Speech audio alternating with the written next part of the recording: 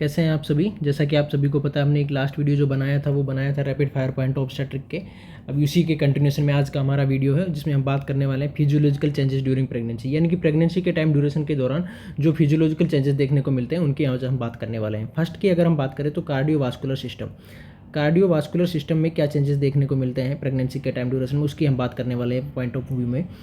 अगर बात करें हम कार्डियोवास्कुलर सिस्टम की, तो कार्डियोवास्कुलर सिस्टम में फिजियोलॉजिकल एनीमिया, प्रेगनेंसी के टाइम ड्यूरेशन में फिजियोलॉजिकल एनीमिया देखने को मिलता है। फिजियोलॉजिकल एनीमिया क्यों देखने को मिलता है? क्योंकि प्रेगनेंसी के टाइम ड्यूरेशन में प्लाज्मा वॉल्यूम जो है वो 40 से 50% तक बढ़ जाता है, ठीक है। और ब्लड वॉल्यूम की अगर हम बात करें तो ब्लड जो है वो 30 से 40% तक बढ़ जाता है। आरबीसी की हम बात करें तो आरबीसी 20 से 30% तक प्रेगनेंसी के टाइम ड्यूरेशन में बढ़ जाती है। ये इंक्रीज अमाउंट इन सब का देखने को मिलता है। हीमोग्लोबिन है उसका लेवल भी 18 से 20% तक प्रेगनेंसी के टाइम ड्यूरेशन में बढ़ जाता है। यानी कि सारी चीज़ें, plasma volume, blood, RBC, haemoglobin, सारी चीज़ें बढ़ रही हैं, लेकिन फिर भी हमें फिजियोलॉजिकल एनीमिया देखने को मिलेगा। फिजियोलॉजिकल एनीमिया क्यों देखने को मिलेगा? क्योंकि यहाँ पे हीमोडाइल्यूशन होगा। हीमोडाइल्यूशन यानी कि ब्लड जो है वो पतला हो जाएगा तो फिजियोलॉजिकल एनीमिया इसको देखने को मिलेगा। क्योंकि प्लाज्मा वॉल्यूम जो है वो 40 से 50% बढ़ रहा है, लेकिन उसके कंपैरिजन में 18 से 20% ही हीमोग्लोबिन बढ़ पा रहा है। यानी कि प्लाज्मा वॉल्यूम ज़्यादा बढ़ रहा है, हीमोग्लोबिन का अमाउंट है वो बढ़ रहा है, लेकिन उसके कंपैरिजन में, प्लाज्मा वॉल्यूम के कंपैरिजन में कम बढ़ रहा है। इसलिए यहाँ पे हीमोडाइल्यूशन होगा। और हीमोडाइल्यूशन होगा इसका मतलब क्या हुआ? हीमोडाइल्यूशन होगा इसका मतलब क्या है कि प्लाज्मा वॉल्यूम का जो फ्लूइड है या जो प्लाज्मा का वॉल्यूम है जो है पूरा, उसके कंपैरिजन में हीमोग्लोबिन का अमाउंट कम है। इसलिए जब हीमोग्लोबिन का अमाउंट कम है तो उसको हम बोल रहे हैं एनीमिया। यहाँ पे फिजियोलॉजिकल एनीमिया हमें देखने को मिलेगा, ठीक है।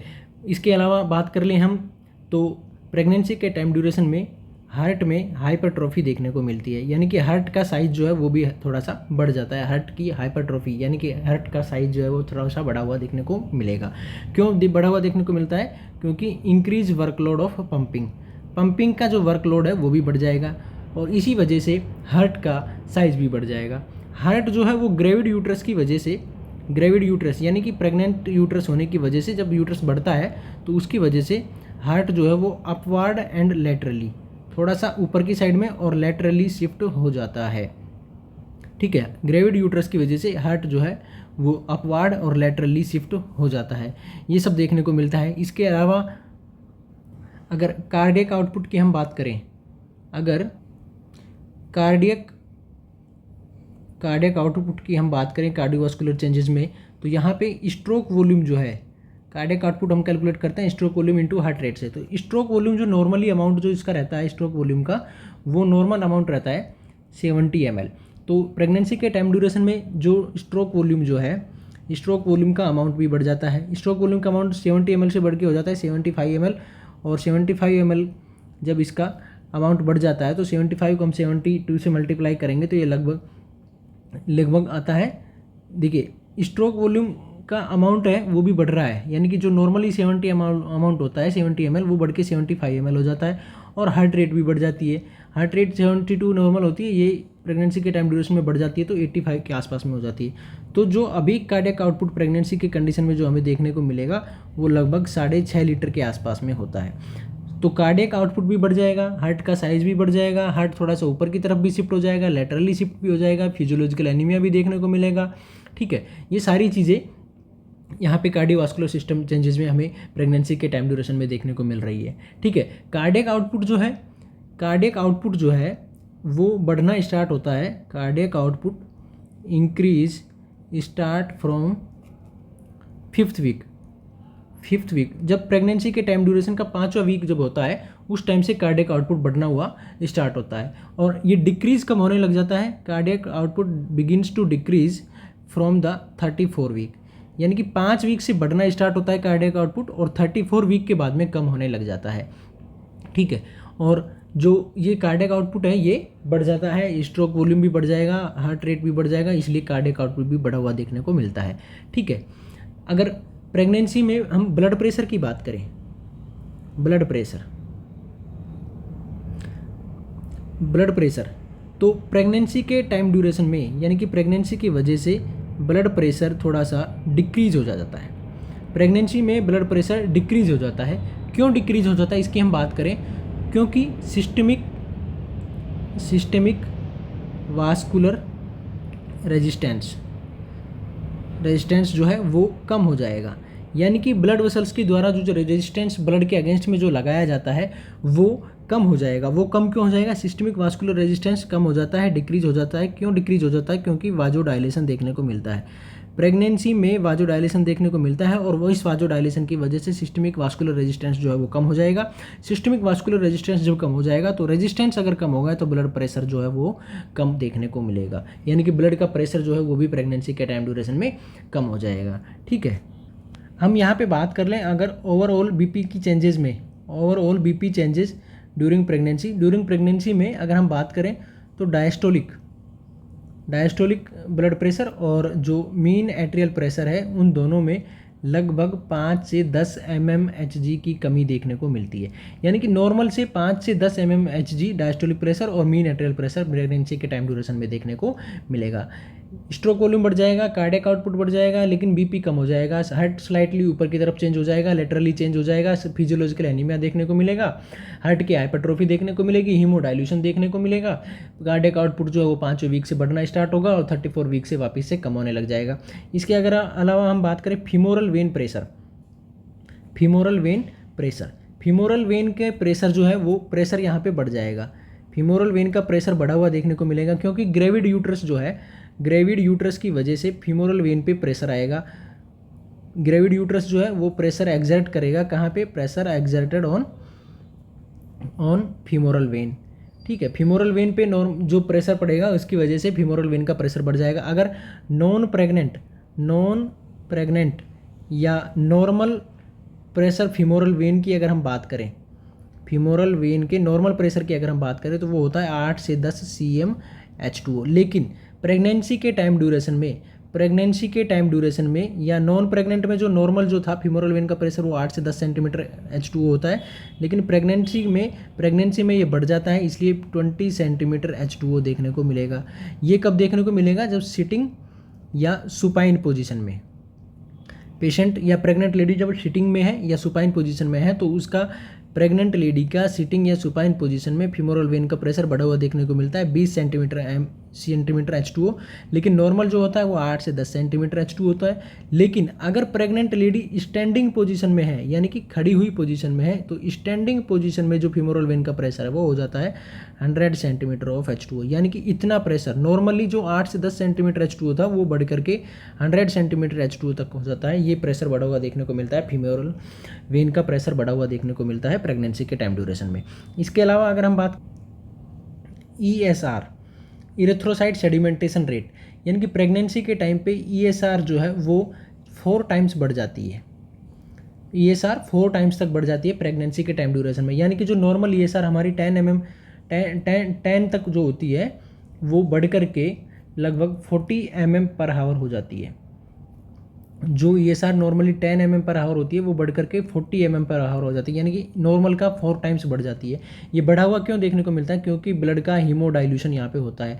हीमोडाइल्यूशन यानी कि जब ब्लड डाइल्यूट हो जाता है, बिल्कुल पतला हो जाता है, तो इस वजह से इरेथ्रोसाइट्स जो हैं या RBC जो है उनको नीचे बॉटम में सेटल डाउन होने में टाइम नहीं लगता है, इसलिए ये ईजिली सेटल डाउन होने लगती है। ईजिली सेटल डाउन होने लगेगी तो ESR जो है वो बढ़ी हुई देखने को मिलेगी। इसके अलावा अब हम बात कर लें प्लाज्मा प्रोटीन। प्रेगनेंसी के टाइम ड्यूरेशन में प्लाज्मा प्रोटीन के लेवल में क्या फ़र्क देखने को मिलता है? नॉर्मली प्लाज्मा प्रोटीन का जो लेवल है, नॉर्मली टोटल अमाउंट जो है प्रेगनेंसी के टाइम में नॉन प्रेग्नेंट लेडी में जो प्लाज्मा प्रोटीन का जो लेवल है वो लगभग 180 ग्राम होता है। नॉन प्रेग्नेंट में 180 ग्राम के आसपास में होता है प्लाज्मा प्रोटीन का लेवल। लेकिन प्रेग्नेंट लेडी में ये बढ़ करके प्रेगनेंसी में ये लेवल 180 ग्राम से बढ़ करके 230 ग्राम तक हो जाता है। यानी कि प्रेगनेंसी के टाइम ड्यूरेशन में प्लाज्मा प्रोटीन का लेवल जो है वो भी बढ़ा हुआ देखने को मिलता है। ठीक है, अगर हम बात करें प्लाज्मा प्रोटीन हमारी कौन कौन सी है? एल्बुमिन और ग्लोबिन। तो एल्बुमिन और ग्लोबुलिन जो दोनों प्लाज्मा प्रोटीन है इनका नॉर्मल लेवल जो है नॉन प्रेग्नेंट लेडी में एल्बुमिन और ग्लोबुलिन का जो रेशियो है वो 1.7:1 ये एग्जैक्ट होता है 1.7:1। ये एल्बुमिन और ग्लोबुलिन का रेशो नॉन प्रेग्नेंट लेडी में रहता है। लेकिन प्रेगनेंसी के टाइम ड्यूरेशन में एल्बुमिन और ग्लोबुलिन का रेशो जो है वो 1:1 हो जाता है। यानी कि ये वाला रेशो कम हो गया और ये वाला रेशो बढ़ा है। इसी वजह से प्रेगनेंसी के टाइम ड्यूरेशन में एल्बुमिन और ग्लोबुलिन का रेशो जो है वो डिक्रीज हो जाता है। ठीक है, जो एल्बुमिन और ग्लोबुलिन का रेशो नॉन प्रेग्नेंट लेडी में 1.7:1 था, वो प्रेगनेंसी के टाइम ड्यूरेशन में एल्बुमिन और ग्लोबुलिन का रेशो 1:1 हो जाता है। यानी कि प्रेगनेंसी के टाइम ड्यूरेशन में एल्बुमिन और ग्लोबुलिन का रेशो डिक्रीज हो जाता है। प्रेगनेंसी के टाइम ड्यूरेशन में अगर हम बात करें यहाँ पे, तो एल्बुमिन का जो रेशो है, एल्बुमिन प्रोटीन जो है प्रेगनेंसी के टाइम ड्यूरेशन में एल्बुमिन प्रोटीन वो डिक्रीज होती है। यानी कि प्रेगनेंसी के टाइम ड्यूरेशन में एल्बुमिन प्रोटीन का लेवल कम होता है और ग्लोबुलिन प्रोटीन का इंक्रीज होता है। यानी कि प्रेगनेंसी के टाइम ड्यूरेशन में एल्बुमिन प्रोटीन का लेवल कम होता है और ग्लोबुलिन प्रोटीन का लेवल बढ़ता है। क्लोटिंग फैक्टर की अगर हम बात करें तो क्लोटिंग फैक्टर जो है वो 1, 7, 8, 9 और 10 ये जो फैक्टर हैं ये प्रेगनेंसी के टाइम ड्यूरेशन में बढ़ जाते हैं। 11 और 13 ये जो ब्लड क्लोटिंग फैक्टर हैं ये प्रेगनेंसी के टाइम ड्यूरेशन में डिक्रीज हो जाते हैं, इनका लेवल कम देखने को मिलता है। एक नंबर का जो फैक्टर है फर्स्ट फैक्टर जो है ये प्रेगनेंसी के टाइम ड्यूरेशन में बढ़ जाता है, बाकी जो सब है वो अनचेंज्ड रहते हैं।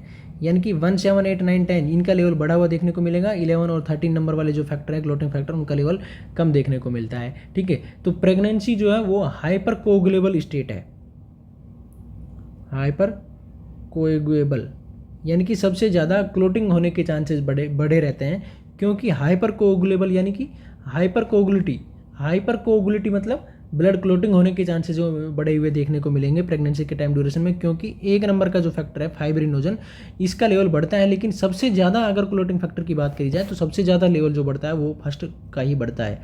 फाइब्रिनोजन होता है फर्स्ट फैक्टर जो, तो फाइब्रिनोजन का लेवल जो सबसे ज़्यादा बढ़ा हुआ देखने को मिलता है। इस वजह से प्रेगनेंसी जो है वो एक हाइपर कोएगुलेबल स्टेज होती है। यानी कि प्रेगनेंसी के टाइम ड्यूरेशन के दौरान सबसे ज़्यादा ब्लड क्लोटिंग के चांसेस जो है वो बढ़े हुए रहते हैं। क्योंकि फर्स्ट नंबर का जो फैक्टर है फाइब्रिनोजन उसका लेवल भी बहुत ज़्यादा बढ़ा हुआ देखने को मिलता है। इसके अलावा अगर हम ये अभी तक हमने पढ़ा कार्डियोवास्कुलर सिस्टम में क्या चेंज देखने को मिलते हैं। अब हम बात करने वाले वेट, प्रेगनेंसी के टाइम ड्यूरेशन में वेट में क्या चेंज देखने को मिलता है। देखिए 11 से 16 किलो वेट जो है वो इंक्रीज होता है प्रेगनेंसी के टाइम ड्यूरेशन में। अगर एग्जैक्ट वेट की हम बात करें तो लगभग 12.5 किलो वेट चेंज है या जो वेट गेन है वो देखने को मिलेगा। लगभग 11 से 16 नॉर्मल है और एग्जैक्ट वेट जो है वो 12.5 किलो के आसपास में देखने को मिलता है। फर्स्ट ट्राइमेस्टर, सेकेंड ट्राइमेस्टर और थर्ड ट्राइमेस्टर इन तीनों में वेट गेन होता है। फर्स्ट ट्राइमेस्टर में 1 kg वेट गेन होता है, सेकेंड ट्राइमेस्टर में 5 kg और थर्ड ट्राइमेस्टर में 5 kg, ये टोटल वेट गेन देखने को मिलता है। मैक्सिमम वेट गेन जो है ये क्वेश्चन पूछा हुआ है, मैक्सिमम वेट गेन जो है प्रेगनेंसी के टाइम ड्यूरेशन में किस वजह से होता है, फीटस की वजह से। क्योंकि फीटस का वेट जो है सबसे ज़्यादा होता है, लगभग 3 किलो के आसपास में जो है या 3 kg के आसपास में फीटस का वेट होता है। इसलिए सब मैक्सिमम वेट गेन जो है वो फीटस की वजह से देखने को मिलता है। ये क्वेश्चन पूछा हुआ है। ठीक है, इसके अलावा जो वेट गेन जो है वो BMI के अकॉर्डिंग, बॉडी मास इंडेक्स जो है उसके अकॉर्डिंग देखने को मिलता है। फीमेल जो है जिसका नॉर्मल BMI है उसका बॉडी वेट जो है वो 11 से 16 kg बढ़ा हुआ देखने को मिलेगा प्रेगनेंसी में। लेकिन जिस फीमेल प्रेग्नेंट लेडी का BMI लेवल जो है या बॉडी मास इंडेक्स जो है वो 18 से कम है, उसका वेट गेन जो है वो 18 kg से ज़्यादा होगा। जिस फीमेल लेडी का, प्रेग्नेंट लेडी का BMI 25 से ज़्यादा है, उसका बॉडी वेट जो है वो 7 kg से कम उसको बॉडी वेट गेन होगा प्रेगनेंसी के टाइम ड्यूरेशन। यानी कि जिसका नॉर्मल BMI है उसको 11 से 16 kg वेट प्रेगनेंसी के टाइम पे बढ़ता है। लेकिन जिसका BMI 18 से कम है उसका 18 से ज़्यादा किलो वेट गेन होगा प्रेगनेंसी में, और जिसका BMI 25 से ज़्यादा है उसको 7 किलो से कम वेट गेन होगा प्रेगनेंसी के टाइम ड्यूरेशन में। ठीक है, अगर हम बात कर लें जो LBS में कि प्रेगनेंसी के टाइम ड्यूरेशन में LBS में कितना वेट गेन होता है, 24 से 25 LBS वेट गेन देखने को मिलता है प्रेगनेंसी के टाइम ड्यूरेशन में। 24 से 25 LBS, और अगर केजी में बात करें तो 11 से 16 kg देखने को मिलता है। मैक्सिमम वेट गेन जो है वो फीटस की वजह से देखने को मिलेगा, क्योंकि फीटस की वजह से सबसे ज़्यादा वेट गेन होता है। ठीक, नेक्स्ट हम बात करते हैं रिप्रोडक्टिव सिस्टम, यानी कि रिप्रोडक्टिव सिस्टम में क्या चेंजेस देखने को मिलते हैं प्रेगनेंसी के टाइम ड्यूरेशन में। देखिए यूट्रस की जो लेंथ है वो नॉर्मली 7.5 सेंटीमीटर होती है। अब ये इसका 5 टाइम बढ़ जाती है प्रेगनेंसी के टाइम ड्यूरेशन में, यानी कि लगभग 35 सेंटीमीटर तक बढ़ी हुई देखने को मिलेगी। नॉन प्रेग्नेंट यूट्रस का वेट जो है वो 60 ग्राम होता है, और प्रेग्नेंट यूट्रस का वेट गेन जो है वो हो जाएगा, ज़्यादा हो जाएगा, और ये 1 kg या 900 ग्राम के आसपास देखने को मिलता है। ठीक है। नॉन प्रेग्नेंट यूट्रस जो है उसका शेप पायरीफॉर्म होता है, पायरीफॉर्म। और प्रेग्नेंट यूट्रस जो है वो 12 वीक पे लगभग ग्लोबुलर शेप में आ जाता है। नॉन प्रेग्नेंट यूट्रस का शेप होता है पायरीफॉर्म, और प्रेग्नेंट यूट्रस का 12 वीक पे वेट जो साइज है वो चेंज होकर हो जाता है ग्लोबुलर साइज में देखने को मिलता है, यानी कि इसकी शेप में भी चेंज देखने को मिलेगा। ठीक है। इसके अलावा हम बात कर लें जैक्वेमर साइन। जैक्वेमर साइन क्या है? जैक्वेमर साइन होता है 8 वीक पे ये अपीयर होता है, यानी कि जैक्वेमर साइन 8 वीक पे देखने को मिलता है। क्या हो जाता है इसमें bluish discoloration of cervix and vagina और सर्विक्स का ब्लूइश डिस्कलरेशन देखने को मिलता है, उसको हम बोलते हैं जैक्वेमर साइन। ये 8 वीक पे देखने को मिलता है। ठीक है। अगर वेट गेन के बारे में हम बात कर रहे थे पिछले सेशन में, इसी में रिप्रोडक्टिव सिस्टम से पहले, तो मैक्सिमम वेट गेन जो है वो 3rd ट्राइमेस्टर में होता है। Maximum weight gain 3rd trimester में होता है, ये क्वेश्चन भी पूछा हुआ है। 3rd ट्राइमेस्टर में मैक्सिमम वेट गेन देखने को मिलेगा। ठीक है। जैक्वेमर साइन हो गया हमारा, 8 वीक पे देखने को मिलता है। ब्लूइश डिस्कलरेशन देखने को मिलेगा सर्विक्स और वेजाइना का। ठीक है। एक होता है ओसिएंडर साइन जो है ये भी 8 वीक पे देखने को मिलता है। ठीक है। इसमें इंक्रीज पल्सेशन जो है वो बढ़ा हुआ देखने को मिलेगा ऑफ वेजाइना का पल्सेशन जो है वो बढ़ा हुआ देखने को मिलेगा। इसको हम कहाँ पे फील करेंगे? लेटरल फोर्निक्स पे। लेटरल फोर्निक्स जो वेजाइना का, जहाँ पे सर्विक्स और वेजाइना का ऊपर वाला पार्ट, यानी कि सर्विक्स का लोअर एंड और वेजाइना का ऊपर वाला एंड जो जहाँ पे मिल रहे हैं, उसको हम बोल रहे हैं, जहाँ कोई सर्विक्स और वेजाइनल का जो जंक्शन है वहाँ पे जो फोर्निक्स बन रहा है, उसका लेटरल फोर्निक्स जो है वहाँ पे हमें पल्सेशन जो है वो बढ़ा हुआ देखने को मिलेगा, और ये बढ़ा हुआ पल्सेशन देखने को मिलता है, उसको हम बोलते हैं ओसिएंडर साइन, और ये 8 वीक पे फील किया जाता है। इसके अलावा अगर हम बात करें और कौन सा साइन हो सकता है, एक गुडेल साइन जो है, ये गुडेल साइन भी देखने को मिलता है प्रेगनेंसी के टाइम ड्यूरेशन में। ये देखने को मिलता है 6 वीक पे। इसमें यूट्रस जो है वो सॉफ्ट हो जाता है, सर्विक्स जो है वो सॉफ्ट हो जाता है, सॉफ्टनिंग ऑफ सर्विक्स देखने को मिलती है। ये 6 वीक पे देखने को मिलता है। ठीक है। एक होता है हैगार साइन जो ये 6 से 10 वीक ऑफ प्रेगनेंसी के टाइम ड्यूरेशन में देखने को मिलता है। ठीक है। इसमें लोअर यूट्राइन सेगमेंट जो है यूट्रस का वो भी सॉफ्ट हो जाता है। अगर सॉफ्टनिंग ऑफ सर्विक्स हो रही है तो उसको हम बोल रहे हैं गुडेल साइन, और ये 6 वीक पे देखने को मिलता है। अगर लोअर यूट्राइन सेगमेंट जो है वो सॉफ्ट हो रहा है, यानी कि softening of lower uterine segment है, तो उसको हम बोलते हैं हैगार साइन। ये भी 6 से 10 वीक में देखने को मिलता है। ठीक है। एक होता है लेडिन साइन होता है, ये 6 वीक पे देखने को मिलता है। ठीक है। यूट्रस जो है वो इसमें क्या होगा, uterus become soft in anterior mid line along with utero cervical junction, यानी कि यूट्रस जो है वो सॉफ्ट हो जाएगा एंटीरियर मिड लाइन, यूट्रस का एंटीरियर वाला एरिया है जो मिड लाइन वाला एरिया है वो सॉफ्ट हो जाएगा। इसके अलावा यूट्रो सर्विक्स जंक्शन, जहाँ पे यूट्रस और सर्विक्स का जंक्शन है वो भी सॉफ्ट हो जाएगा। तो ये देखने को मिलता है लेडिन साइन में, ये 6 वीक पे देखने को मिलता है। इसके अलावा एक साइन और होता है मैकडोनाल्ड साइन। ये मैकडोनाल्ड साइन जो है, इसमें uterus become flexible at utero cervical junction, यानी कि यूट्रस और सर्विक्स का जो जंक्शन है वहाँ पे यूट्रस जो है वो फ्लेक्सिबल बन जाता है। तो इसको हम बोलते हैं मैकडोनाल्ड साइन। ये 7 से 8 वीक ऑफ प्रेगनेंसी के बीच में देखने को मिलता है। ये सारे चेंजेज हैं, ये साइन जो हमें देखने को मिलते हैं। इसके अलावा एक वैन फर्नेल्ड साइन, ये साइन भी देखने को मिलता है। इसमें क्या होगा, इसमें सॉफ्टनिंग ऑफ फंडस, इसमें जो फंडस वाला पार्ट है वो सॉफ्ट हो जाता है, सॉफ्टनिंग ऑफ फंडस, अगर हो रही है तो उसको हम बोलते हैं वैन फर्नेल्ड साइन। ये देखने को मिलता है 4 से 5 वीक में। तो ये हमने अभी तक साइन पढ़े कौन कौन से, Jacquemier sign, Osiander sign, Goodell sign, Hegar sign, Ladin sign, McDonald sign और वैन फर्नेल्ड साइन। ये 7 साइन हमने पढ़े हैं, ये किसी न किसी रूप में क्वेश्चन में पूछे जाते हैं। ठीक है, नेक्स्ट क्वेश्चन आपका है, यानी कि नेक्स्ट इस सेशन में बात करें तो हम बात कर रहे हैं अभी ब्रेस्ट चेंजेस, यानी कि प्रेगनेंसी के टाइम ड्यूरेशन में ब्रेस्ट चेंजेस में, ब्रेस्ट में क्या चेंजेस देखने को मिलते हैं। देखिए, ब्रेस्ट का जो साइज़ है वो बढ़ा हुआ देखने को मिलेगा, क्योंकि फैट का डिपोजिशन है वो बढ़ जाता है प्रेगनेंसी के टाइम ड्यूरेशन में। ठीक है, और ब्रेस्ट का जो एरियोला वाला जो रीजन होता है, और ये एरियोला वाला रीजन में 5 से 15 सिबेशियस ग्लैंड प्रेजेंट होती है। सिबेशियस ग्लैंड प्रेजेंट होती है। ये सिबेशियस ग्लैंड जो है ये नॉन विजिबल, यानी कि विजिबल नहीं होती है नॉन प्रेग्नेंट लेडी में। नॉन प्रेग्नेंट लेडी में ये नॉन विजिबल रहती है। ठीक है, लेकिन प्रेगनेंसी के टाइम ड्यूरेशन में प्रेग्नेंट लेडी में ये विजिबल हो जाती है। ठीक है, यानी कि जो एरियोला रीजन में 5 से 15 जो सीबेसियस ग्लैंड है वो नॉन विजिबल रहती है नॉन प्रेग्नेंट कंडीशन में, लेकिन जब लेडी प्रेग्नेंट हो जाती है तो उस टाइम पे ये विजिबल हो जाती है, यानी कि दिखने लगती है। ठीक है, ये हाइपरट्रोफी ब्रेस्ट का होगा, हाइपरट्रोफी होगा क्योंकि साइज बढ़ रहा है, तो हाइपरट्रोफी ऑफ सीबेसियस ग्लैंड, तो ये सीबेसियस ग्लैंड जो होती है इनकी भी हाइपरट्रोफी यहाँ पे देखने को मिलेगी। तो ठीक है, इस वजह से ये जो है विजिबल हो जाएगी। हाइपरट्रोफी ऑफ सीबेसियस ग्लैंड होगा, इसी वजह से विजिबल होगी प्रेग्नेंट लेडी में। ठीक है, तो ये विजिबल ग्लैंड्स जो हो जाएंगी, या जो विजिबल सीबेसियस ग्लैंड जो है इनको हम बोलते हैं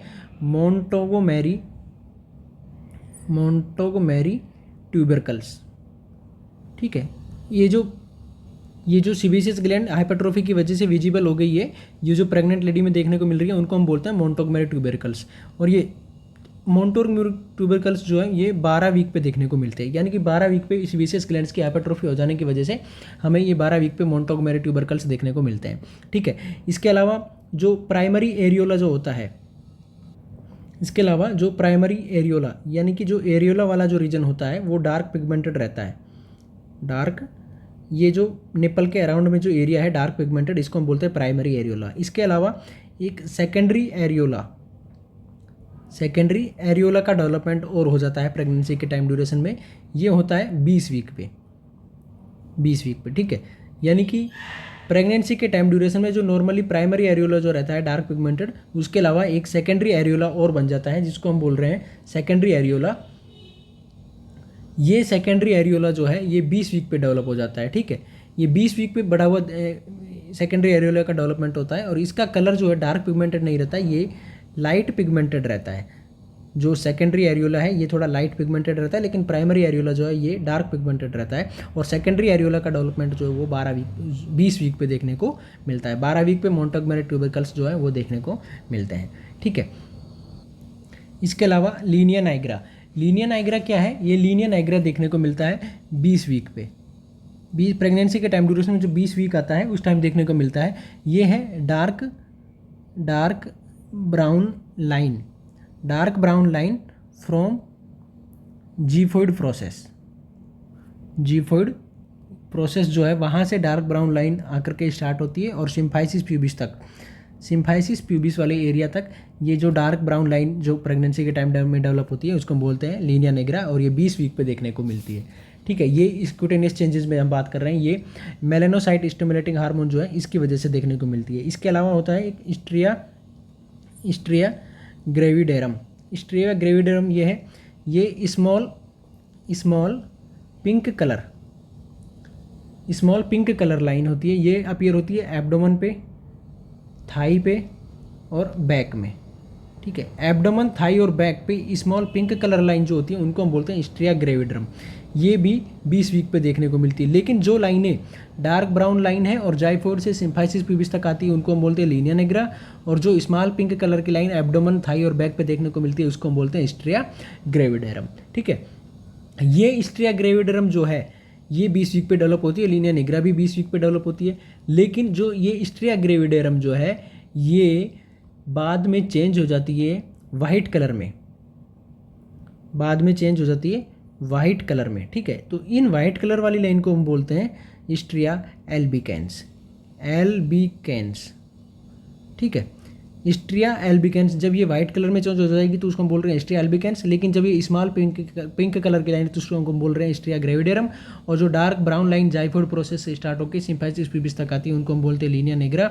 लीनिया निग्रा और स्ट्रिया ग्रेविडेरम दोनों 20 वीक पे डेवलप होती है। इसके अलावा एक होता है कोलाज्मा। कोलाज्मा इसी को हम बोलते हैं butterfly mask, butterfly sign, butterfly sign या mask of pregnancy, mask of pregnancy. ये जो है ये डार्क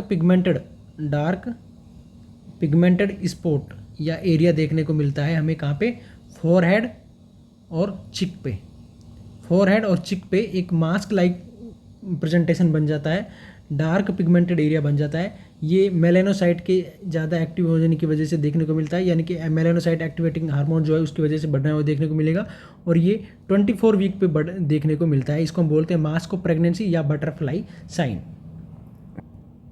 इसके अलावा रेस्पिरेटरी चेंजेस की हम बात करें तो रेस्पिरेशन की जो रेट है, रेट में प्रेगनेंसी के टाइम ड्यूरेशन में नो चेंज, प्रेगनेंसी के टाइम ड्यूरेशन में रेस्पिरेटरी रेट में कोई भी चेंज नहीं होता है, लेकिन जो इसका वॉल्यूम है, जो हमारा नॉर्मल टाइडल वॉल्यूम 500 ml होता है, वो टाइडल वॉल्यूम जो है वो प्रेगनेंसी के टाइम ड्यूरेशन में बढ़ जाता है। तो टाइडल वॉल्यूम बढ़ जाता है, नॉर्मल जो 500 ml है वो 500 से बढ़ करके 600 से 700 ml हो जाता है, यानी कि जो वॉल्यूम जो है वो बढ़ गया, टाइडल वॉल्यूम बढ़ जाता है प्रेगनेंसी के टाइम ड्यूरेशन में, रेट में कोई भी चेंज देखने को नहीं मिलता है। ठीक है, इसके अलावा प्रेगनेंसी जो है वो रेस्पिरेटरी एल्कलोसिस देखने को मिलता है, रेस्पिरेटरी एल्कलोसिस जो है प्रेगनेंसी में देखने को मिलता है। इसके अलावा जो डायफ्राम है, जो डायफ्राम हमारा है वो 4 सेंटीमीटर एलिवेट हो जाता है प्रेगनेंसी के टाइम ड्यूरेशन में, ग्रेविड यूट्रस की वजह से। यूट्रस जब बढ़ता है तो ऊपर की तरफ शिफ्ट होगा, और ऊपर की तरफ यूट्रस के शिफ्ट होने की वजह से जो डायफ्राम है वो 4 सेंटीमीटर ऊपर शिफ्ट हो जाता है, 4 सेंटीमीटर ऊपर की तरफ आ जाता है, यानी कि 4 सेंटीमीटर एलिवेट हो जाता है। अब 4 सेंटीमीटर जब डायफ्राम एलिवेट हो जाता है तो इस वजह से चेस्ट का जो सरकमफेरेंस है, प्रेगनेंसी में चेस्ट का सरकमफेरेंस जो है वो भी बढ़ जाता है, वो 6 से 7 सेंटीमीटर प्रेगनेंसी के टाइम ड्यूरेशन में चेस्ट का सरकमफेरेंस जो है वो बढ़ा हुआ देखने को मिलता है या बढ़ जाता है। ठीक है, इसके अलावा वाटर बैलेंस की हम बात करें तो प्रेगनेंसी में हाइपरवोलीमिया देखने को मिलता है। हाइपरवोलीमिया क्यों देखने को मिलता है, क्योंकि प्रेगनेंसी के टाइम ड्यूरेशन हमने बताया था प्लाज्मा वॉल्यूम जो 40 से 50% तक बढ़ जाता है, यानी कि 6.5 लीटर के आसपास जो है वो प्रेगनेंसी के टाइम ड्यूरेशन में टोटल फ्लूइड बढ़ जाता है, इस वजह से, जिसमें से 3.5 लीटर के आसपास तो होता है फीटस का, ठीक है, प्लेसेंटा का और एमनियोटिक फ्लूइड। ठीक है, बाकी जो है वो जो और 3 लीटर जो बचा है वो टोटल लगभग ब्लड का वॉल्यूम है या प्लाज्मा वॉल्यूम जो है वो बढ़ जाता है, इस वजह से हाइपरवोलीमिया देखने को मिलता है प्रेगनेंसी के टाइम ड्यूरेशन में। ठीक है, इंक्रीज एक्टिविटी एडीएच जो है, एडीएच हार्मोन जो है इसकी एक्टिविटी जो है वो भी बढ़ी हुई देखने को मिलती है प्रेगनेंसी के टाइम ड्यूरेशन में। एस्ट्रोजन और प्रोजेस्टेरोन है, इनका लेवल बढ़ा हुआ देखने को मिलता है प्रेगनेंसी के टाइम ड्यूरेशन में। ठीक है, इसके अलावा अगर हम बात करें तो मेटाबॉलिक चेंजेस में, मेटाबॉलिक चेंजेस में क्या है, कैलोरी का रिक्वायरमेंट जो बढ़ जाएगा। नॉर्मली जो 2500 किलो कैलोरी है वो 2500 से बढ़ करके 2500 में 300 किलो कैलोरी और बढ़ जाएगी, तो टोटल 2800 किलो कैलोरी की रिक्वायरमेंट प्रेगनेंसी के टाइम ड्यूरेशन में रहेगी। ठीक है, इसके अलावा प्रोटीन की रिक्वायरमेंट है जो भी, वो भी बढ़ जाएगी। बाकी हमने सभी थोड़ी देर पिछले सेशन में डिस्कस कर लिया है कि प्रोटीन का, कैल्शियम, विटामिन, इनकी सबकी क्या रिक्वायरमेंट में चेंजेस आता है। इसके अलावा जीआई मोटिलिटी जो है वो डिक्रीज हो जाती है प्रेगनेंसी के टाइम ड्यूरेशन में। जीआई मोटिलिटी जो है वो प्रेगनेंसी के टाइम ड्यूरेशन में डिक्रीज हो जाती है, इसी वजह से प्रेगनेंसी के टाइम ड्यूरेशन में कॉन्स्टिपेशन देखने को मिलता है। ये कॉन्स्टिपेशन क्यों होता है, क्योंकि जीआई की मोटिलिटी डिक्रीज हो जाती है। और जीआई की मोटिलिटी क्यों डिक्रीज हो जाती है, क्योंकि जो मसल्स का जो टोन है, मसल का जो टोन है वो भी डिक्रीज हो जाता है। तो मसल टोन डिक्रीज हो जाने की वजह से जीआई की मोटिलिटी डिक्रीज हो जाएगी, और इस वजह से कॉन्स्टिपेशन प्रेगनेंसी के टाइम ड्यूरेशन में देखने को मिलता है। फिजियोलॉजिकल एनीमिया देखने को मिलता है। ठीक है, ये सारे चेंजेस हमने पढ़े हैं अभी तक, प्रेगनेंसी के टाइम ड्यूरेशन में क्या क्या चेंजेस देखने को मिलते हैं। फंडल हाइट, यानी कि प्रेगनेंसी के टाइम ड्यूरेशन फंडस का हाइट है वो कितना बढ़ता है, कहाँ कहाँ से बढ़ता है, वो हम बात करने वाले हैं। ठीक है, 12 वीक पे जो हमारा यूट्रस जो है वो सिम्फाइसिस प्यूबिस के लेवल पे होता है। सिम्फाइसिस प्यूबिस 12 वीक पे यूट्रस सिम्फाइसिस प्यूबिस के लेवल पे रहता है। ठीक है, 16 वीक पे ये हो जाता है ऊपर की तरफ शिफ्ट होके Midway between symphysis Midway between symphysis pubis and umbilicus. Umbilicus और सिम्फाइसिस प्यूबिस के बीच में आ जाता है 16 वीक पे, ठीक है। इसके बाद 22 से 24 वीक, 22 से 24 वीक पे ये अम्बिलिकस लेवल पे आ जाता है, अम्बिलिकस के लेवल पे आ जाता है 22 से 24 वीक में। 28 वीक में ये जीफोइड प्रोसेस और अम्बिलिकस और जीफोइड प्रोसेस के मिडवे, यानी कि जीफोइड प्रोसेस और अम्बिलिकस के बीच में रहता है 28 वीक पे, ठीक है। और 36 वीक पे रहता है जीफोइड प्रोसेस पे, 36 वीक पे देखने को मिलता है। इसके अलावा अगर बात कर लें 32 और 40 वीक, 32 वीक पे और 40 वीक पे एक ही जगह देखने को मिलेगा, वो कहाँ है, 1/3 बिलो जीफोइड प्रोसेस से 1/3 बिलो या 2/3 अबोव अम्बिलिकस, यहाँ पे मिलता है 32 से 40 वीक पे, ठीक है। और 22 वीक पे मिल रहा है हमें अम्बिलिकस पे, और 20 वीक पे कहाँ मिलता है देखने को, 20 वीक पे मिलता है 2 फिंगर बिलो अम्बिलिकस से 2 फिंगर नीचे देखने को मिलता है, ठीक है। यानी कि 12 वीक पे यूट्रस जो है वो सिम्फाइसिस प्यूबिस के लेवल पे रहता है, 16 वीक पे Midway between symphysis pubis and umbilicus, 22 से 24 वीक पे अम्बिलिकस पे, और 22 वीक पे कम अगर अम्बिलिकस पे है तो इसका मतलब है कि 20 वीक पे अम्बिलिकस से नीचे होगा, तो 20 वीक पे 2 फिंगर बिलो अम्बिलिकस रहता है।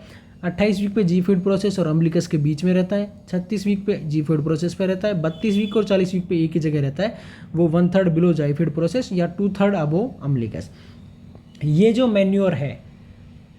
मैन्योर है 12 वीक पे, 16 वीक पे, 28 वीक पे, 32 वीक पे, 36 वीक पे कहाँ कहाँ देखने को मिलता है, इस मैन्योर को हम बोलते हैं बार्थोमेन्योर रूल।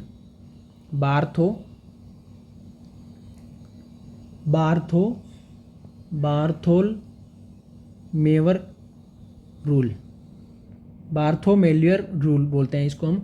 ये rule determine the duration of pregnancy by increasing measuring the height of fundus. इस बार्थोमेलियर रूल क्या है, जो सिम्फाइसिस फंडस की जो हाइट है या जो फंडस की जो हाइट है उसके हिसाब से प्रेगनेंसी के ड्यूरेशन को काउंट करना, इसको हम बोलते हैं बार्थोमेलियर रूल। बार्थोमेलियर रूल जो है इसको हम बोलते हैं फंडल हाइट, जहाँ से हम प्रेगनेंसी के फंडस इसका जो स्टेज है या फंडस कहाँ तक बढ़ा है उसके हिसाब से, फंडस की हाइट के हिसाब से जो हम प्रेगनेंसी के टाइम ड्यूरेशन काउंट कर रहे हैं, 12 वीक, 16 वीक, 18 वीक, ये सब, तो इसको हम बोलते हैं बार्थोमेलियर रूल, ठीक है।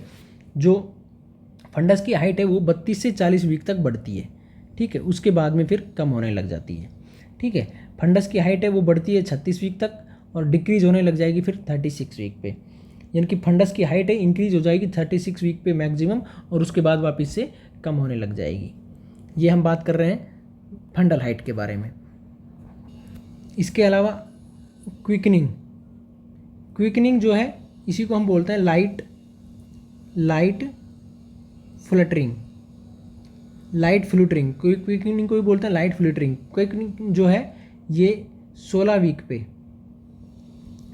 वीक पे प्राइमी ग्रेविडा में और 16 वीक पे मल्टी ग्रेविडा में और 18 वीक पे प्राइमी ग्रेविडा में।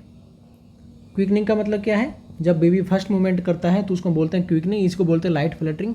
16 वीक पे मल्टी ग्रेविडा में और 18 वीक पे प्राइमी ग्रेविडा में ये फील किया जाता है, ठीक है। ये सारी चीज़ें देखने को मिलती है। ब्रैक्सटन हिक्स कॉन्ट्रैक्शन है वो सेकेंड ट्राइमेस्टर के बाद में बंद हो जाते हैं।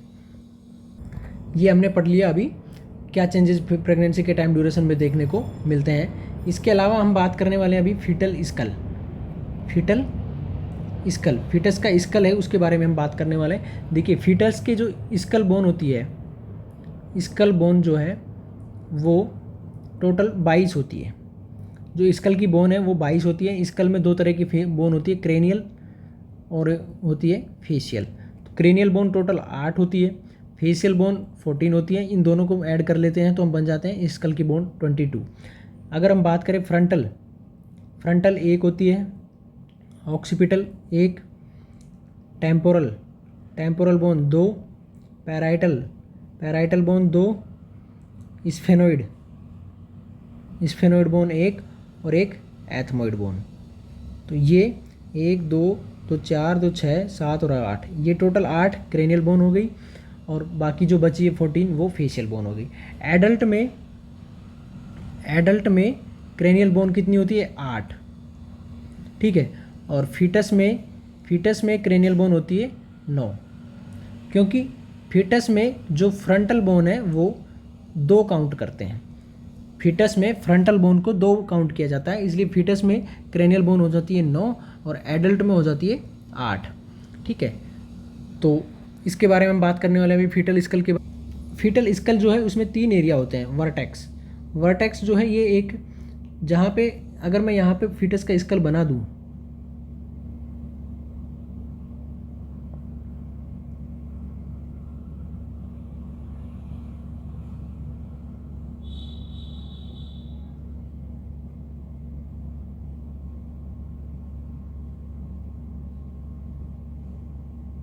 ठीक है, ये फीटस का स्कल है। ये हो गया आपका एंटीरियर फोंटेनिल, और यहाँ पे है आपका पोस्टीरियर फोंटेनिल, ठीक है। ये हो गया एंटीरियर फोंटेनिल, ये हो गया पोस्टीरियर फोंटेनिल, ठीक है। एंटीरियर फोंटेनिल की अगर हम बात करें, एंटीरियर फोंटेनिल को हम बोलते हैं ब्रैगमा इसको हम बोलते हैं। ये डायमंड शेप का होता है। साइज जो है इसकी लगभग 3x3 सेंटीमीटर होती है, डायमीटर होता है, ठीक है। 12 से 18 मंथ पे ये बंद हो जाता है, ठीक है। ये बना होता है 3 सूचर लाइन, 3 सूचर और 4 सूचर लाइन, 3 सूचर और 4 सूचर लाइन से मिलकर के बना होता है। अभी इसमें सूचर कौन कौन से हैं? 3। देखिए 3 सूचर कौन कौन से हैं? एक तो ये वाला हो गया फ्रंटल सूचर, ठीक है। इसके अलावा दूसरा हमारा है सेजाइटल सूचर, ये सेजाइटल सूचर हो गया। इसके अलावा 2 है कौन कौन से? ये वाला साइड वाला हो गया कोरोनल सूचर। तो 3 सूचर कौन कौन से हो गए? फ्रंटल, सेजाइटल और कोरोनल सूचर। तो 3 सूचर, 4 सूचर लाइन कौन कौन सी हो गई? एक तो ये फ्रंटल वाली, ये सेजाइटल वाली, और कोरोनल की ये 2, इसलिए 4 सूचर लाइन और 3 सूचर से मिलकर के बना होता है। उसको हम बोल रहे हैं एंटीरियर फोंटेनिल, डायमंड शेप का होता है, ब्रैगमा बोलते हैं। 3 सेंटीमीटर इंटू 3 सेंटीमीटर इसका डायमीटर होता है। 12 से 18 मंथ पे इसकी क्लोजिंग हो जाती है। दूसरा फोंटेनिल होता है पोस्टीरियर फोंटेनिल को हम बोलते हैं लैम्बडा ट्राईएंगुलर शेप में होता है, और एंटीरियर वाला होता है डायमंड शेप में।